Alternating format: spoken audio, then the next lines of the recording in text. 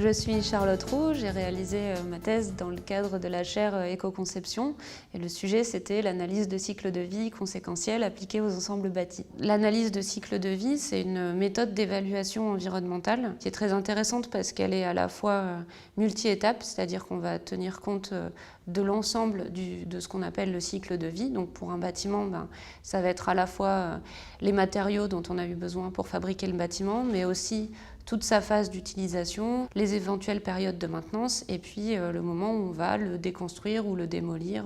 Le deuxième intérêt de cette méthode d'analyse du cycle de vie, c'est qu'elle va tenir compte d'une palette d'enjeux environnementaux, pas seulement le climat, mais aussi les problématiques de ressources, de préservation des écosystèmes ou préservation de la santé humaine. J'ai travaillé sur un aspect plutôt méthodologique, qui est donc cette approche conséquentielle, qui est un peu une nouvelle approche pour évaluer les impacts environnementaux, où on va avoir un raisonnement plutôt d'essayer de suivre les conséquences d'un projet, plutôt que d'essayer d'allouer une responsabilité environnementale à un système donné. Il y avait une deuxième partie qui était plus sur des aspects dynamiques, notamment liés à l'électricité, parce qu'aujourd'hui, on a des bâtiments qui consomment beaucoup d'électricité, avec des périodicités très variées. Le chauffage, c'est qu'en hiver, la clim, c'est qu'en été. Il y a des variations selon les mois, selon les jours ou même selon les heures. Il y avait un enjeu de mieux comprendre quelle technologie fonctionne à quelle heure pour répondre à quelle demande en électricité. Une troisième partie de la thèse, c'était les aspects prospectifs. On a travaillé en partenariat avec le Centre de mathématiques appliquées. On a travaillé principalement sur deux aspects, l'évolution du climat, donc qui va influencer forcément le comportement thermique des bâtiments, et l'évolution du système énergétique et plus spécifiquement du système électrique. Le dernier aspect, c'était un aspect plutôt de changement d'échelle, passer du bâtiment au quartier. Ça implique d'intégrer notamment des aspects sur les transports et les déchets ménagers. Ça, c'est un aspect qu'on a creusé, notamment en partenariat avec le laboratoire Ville Mobilité Transport.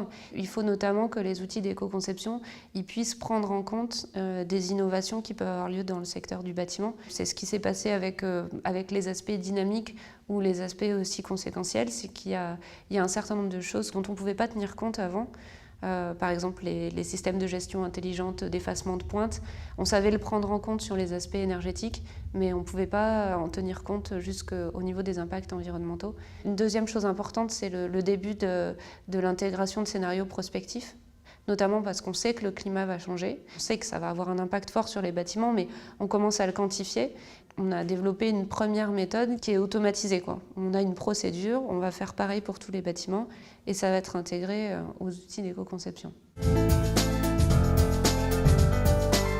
Les acteurs de la ville sont en forte attente sur tous ces sujets de considération et de poids environnemental. Qu'est-ce que va coûter finalement à l'environnement mon projet, etc. Les échanges qu'on a pu avoir avec Charlotte vis-à-vis de sa thèse sur l'analyse de cycle de vie conséquentiel nous a aidé finalement à prendre de la hauteur aujourd'hui sur les sujets, à battre des idées reçues, puisque aujourd'hui un quartier, en tant que constructeur, on avait plutôt tendance à l'assimiler à une juxtaposition de bâtiments, alors que finalement il y a différents enjeux qui vont venir se coupler dans cette conception de quartier, et de prendre de la hauteur finalement pour peut-être faire parfois des bâtiments un tout petit peu moins performants, mais finalement au global vont être beaucoup plus performants pour l'environnement, puisque au niveau des transports, au niveau des différentes aménités, on aura pu travailler un projet. On a pu profiter du coup des travaux de la thèse de Charlotte pour pouvoir former des collaborateurs aujourd'hui à ces outils-là au sein de la société Vinci Construction France, de façon à s'approprier les méthodologies. On ne sera peut-être pas forcément les premiers utilisateurs et à venir les utiliser sur tous les projets, parce qu'aujourd'hui ça reste des outils assez complexes qui demandent énormément de données, et puis le temps d'une conception est parfois dépassé une fois qu'on a pu utiliser correctement l'outil. Mais ça nous sert essentiellement et surtout en urgence à comprendre les enjeux, à savoir aujourd'hui comment on peut dialoguer avec les différents acteurs d'un projet pour pouvoir imaginer ensemble des projets plus vertueux pour l'environnement.